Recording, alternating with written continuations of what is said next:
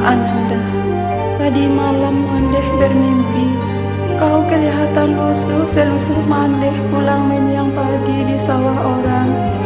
Baby, kau sedang susah kan? Sampai subuh Mandeh tak tidur, menangis dan berdoa. Namun kita mesti tabah nak.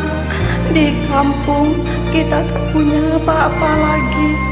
Sawah di ujung korong digadaikan lagi oleh Mak Adangmu. Ladang di Bukit Talang 9 dijual Mak Itamu.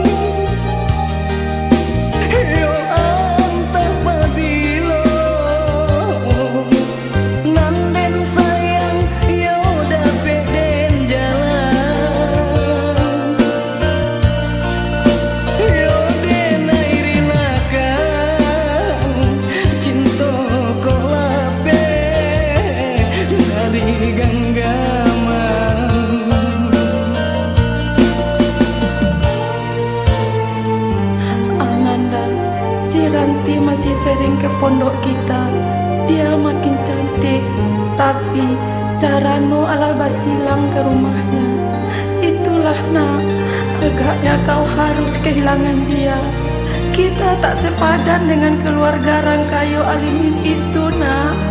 Baby, kuatkan batin dan tekadmu.